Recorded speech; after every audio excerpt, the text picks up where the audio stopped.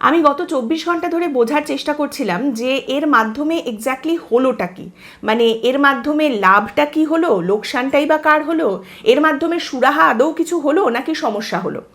আপনারা জানেন যে একটা নিয়ম রয়েছে, এবারে এসআইআর এর মামলা সুপ্রিম কোর্টে চলছে, সে নিয়ে প্রচুর কথাবার্তা আমরা শুনছি। একটা নিয়ম আছে, ভোটের আগে একটা নির্দিষ্ট দিন থাকে, সেই দিনে নির্বাচন কমিশনের তরফ থেকে ভোটার তালিকা ফ্রিজ করে দেওয়া হয়। প্রত্যেকটা নির্বাচনের আগে সেটা হয়, এবং এই ভোটার তালিকা একবার ফ্রিজ হয়ে গেলে সেখানে আর কোনো উঁচু নিচু করার কোনো জায়গা নেই। কোনো নাম আপনি সেখান থেকে বাদও দিতে পারবেন না, নতুন কোনো নাম আপনি সেখানে ঢোকাতেও পারবেন না।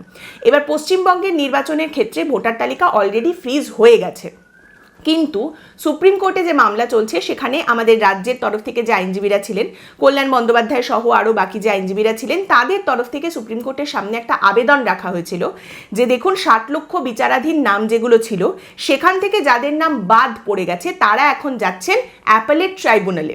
সেখানে গিয়ে তারা যদি নিজেদের বৈধ নাগরিকত্ব প্রমাণ করতে পারেন, তারা যে ভোটার হওয়ার যোগ্য সেটা যদি তারা প্রমাণ করতে পারেন, তাহলে তারা যাতে ভোট দিতে পারেন সেরকম একটা ব্যবস্থা দয়া করে যেন সুপ্রিম কোর্ট করে দেয়। কারণ তা না হলে তারা কি করবেন, কোথায় যাবেন, কেন এবার তারা ভোট দিতে পারবেন না বৈধ ভোটার হওয়ার পরেও, এই প্রশ্ন তোলা হয়েছিল। তো বেসিক্যালি সুপ্রিম কোর্টের তরফ থেকে এবার যে নির্দেশ সামনে রাখা হয়েছে, সুপ্রিম কোর্ট এই যে নির্বাচন কমিশনের ভোটার তালিকা ফ্রিজ করে দেওয়ার যে জায়গাটা, সেখানে একটা স্পেশাল প্রভিশন ব্যবহার করেছে। 142 ধারা ব্যবহার করে সুপ্রিম কোর্ট একটা নির্দেশ দিয়েছে, এবং সেখানে বলা হচ্ছে 23শে এপ্রিল যারা ভোট দেবেন তারা যদি 21 তারিখের মধ্যে ট্রাইব্যুনাল থেকে নিজেদের নাগরিকত্ব প্রমাণ করে নিয়ে চলে আসতে পারেন, তাহলে তারা 23 তারিখ ভোট দিতে পারবেন, অর্থাৎ তাদের নামটা ভোটার তালিকায় ঢুকে যাবে। একইভাবে 29শে এপ্রিল যাদের ভোট দেবার কথা, তারা যদি 27শে এপ্রিলের মধ্যে নিজেদের নাগরিকত্ব প্রমাণ করে নিয়ে চলে আসেন এবং তারা যদি বৈধ নাগরিক হিসেবে নিজেদের প্রমাণ করতে পারেন, তাহলে তাদের নামটা ভোটার তালিকায় ঢুকে যাবে, তারা 29 তারিখ ভোট দিতে পারবেন। এই যে নির্দেশটা সামনে এলো, এর মাধ্যমে কার লাভ হলো বা কার লোকসান হলো, এটাই তো বোঝার চেষ্টা করা হচ্ছে। এই নির্দেশের মাধ্যমে আদৌ কি একটা সাংঘাতিক কোনো সুরাহা দেখতে পাওয়া গেল? কতজন মানুষ এর মাধ্যমে বেনিফিট পাবেন? এর মাধ্যমে কি সুরাহা হলো, নাকি আলটিমেটলি যেখানে আমরা দাঁড়িয়েছিলাম সেখানেই আমরা দাঁড়িয়ে রইলাম? কেন এই কথাটা বলছি? দেখুন 27 লক্ষ নাম বাদ গেছে।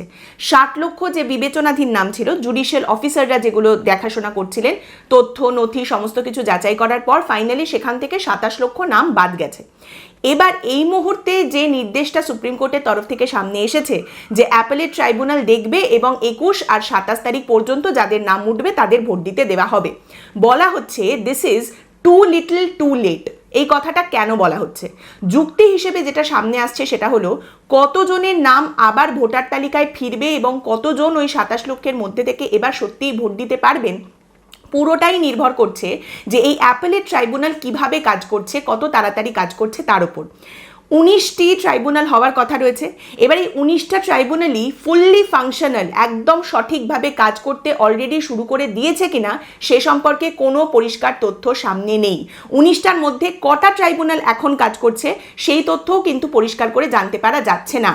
এবং এরপর যে যুক্তিটা সামনে রাখা হচ্ছে সেটা হচ্ছে, আমরা যদি ধরে নিই যে 19টা ট্রাইব্যুনালই কাজ করছে এবং এক একটা ট্রাইব্যুনাল থেকে এক একজন প্রাক্তন বিচারপতি দিনে 100টা করে কেস নিষ্পত্তি করছেন, 100 জন করে ভোটারকে আবার ফিরিয়ে দেওয়া হচ্ছে ভোটার তালিকায়, তাতেও দেখা যাচ্ছে এইভাবে ফুল ফ্লেজেড কাজ চললেও আলটিমেটলি যে টাইমলাইন রয়েছে তার মধ্যে খুব বেশি হলে আরও 10,000 মানুষকে ভোটার তালিকায় ফেরানো যাবে।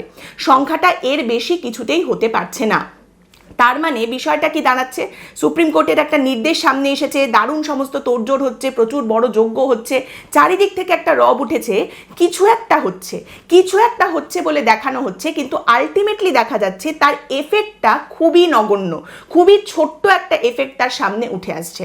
মানে বিষয়টা আলটিমেটলি দাঁড়াচ্ছে খায়া পিয়া কুছ নেহি, গ্লাস তোড়া বাড়া আনা।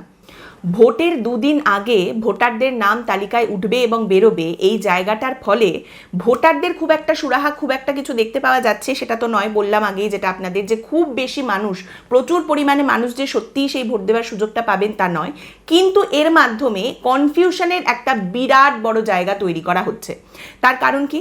দেখুন, নির্বাচনের সঙ্গে যুক্ত যারা রয়েছেন, অফিসাররা যারা কাজ করেন, রিটার্নিং অফিসার হিসেবে যারা যান, বুথে যারা কাজ করেন, সরকারি কর্মচারী যারা ভোটের কাজের সঙ্গে যুক্ত থাকেন, তারা যে কথাটা বলছেন, ভোটের 5 দিন আগে প্রত্যেকটা বুথের যেখানে যে কাজ করতে যাবেন সেই বুথের একটা মার্কড কপি, ভোটার তালিকার মার্কড কপি তৈরি করা হয়।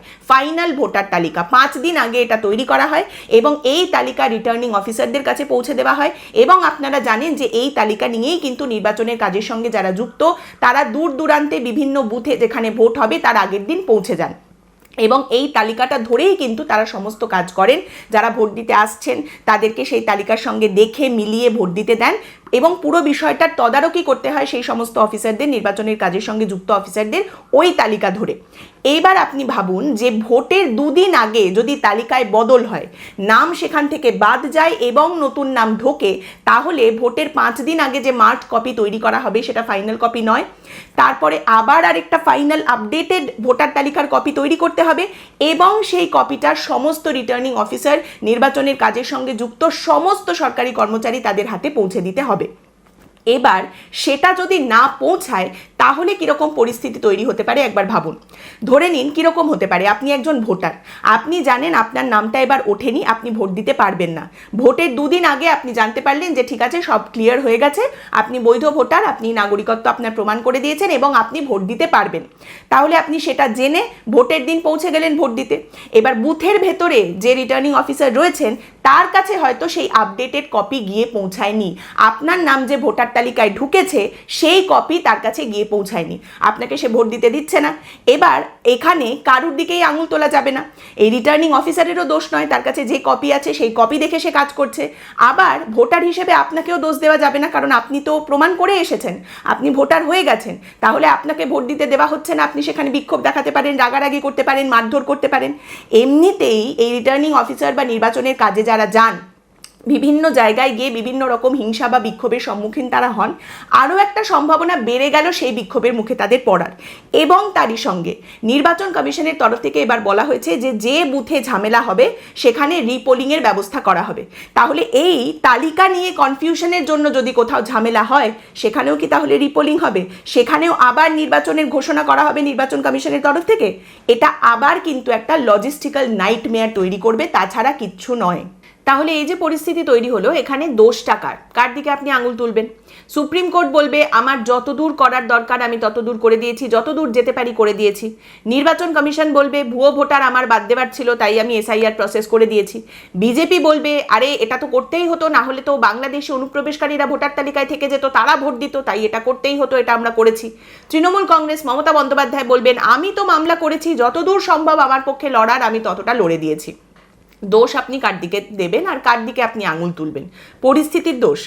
দেখুন বিষয়টা হচ্ছে যে আজ এই যে এসআইআর নিয়ে এত কথাবার্তা হচ্ছে, আজ থেকে 5-6 মাস পর যখন এই এসআইআর তার প্রভাব নির্বাচনে কি এফেক্ট তার দেখতে পাওয়া গেছে সেই নিয়ে প্রশ্ন করা হবে, দেখবেন সেখানেও কিন্তু উত্তরগুলো বদলে গেছে। এসআইআরের প্রসেসটা শুরু হয়েছিল কনফিউশন দিয়ে, বিতর্ক দিয়ে, এবং শেষটাও হচ্ছে কিন্তু সেই বিতর্ক দিয়ে। প্রত্যেকটা নির্বাচনের কয়েক মাস কেটে যাওয়ার পর একটা করে পেপার বেরোয় যে সেই নির্বাচনটা কিভাবে হয়েছে, একটা রিসার্চ তৈরি হয়। 2011-য় হয়েছে, 2014-তে যখন নরেন্দ্র মোদী ক্ষমতায় এসেছে সেই নির্বাচন নিয়েও 5-6 মাস পরে একটা বিশ্লেষণ, মূল্যায়ন সেটা সামনে রাখা হয়েছে। 2021-এর পশ্চিমবঙ্গের নির্বাচন নিয়েও হয়েছে, 26-এও নিশ্চয়ই সামনে আসবে। তখন দেখবেন এসআইআর নিয়ে মানুষের যা বক্তব্য এবং বিশেষ করে পলিটিক্যাল লিডার্সদের তাদের যা উত্তর, তাদের যা যুক্তি, সেগুলোও দেখবেন বদলে গেছে। Ultimately at the end of the day এটাই হচ্ছে গণতন্ত্র। এই গণতন্ত্রে এই রকমই হয়, এভাবেই গণতন্ত্রটা চলে। এটা দেখে আপনি হাসতে পারেন, আপনি কাঁদতে পারেন, আপনি গর্বিত হতে পারেন, সেটা আপনার ব্যাপার, কিন্তু এইটাই হচ্ছে গণতন্ত্র, যেখানে নাথিং ইজ এভার পারফেক্ট। কিন্তু ট্র্যাজেডি এটা নয় যে nothing is ever perfect. Tragedy আমাদের জন্য সবথেকে বড় এটাই যে nobody even expects it to be perfect.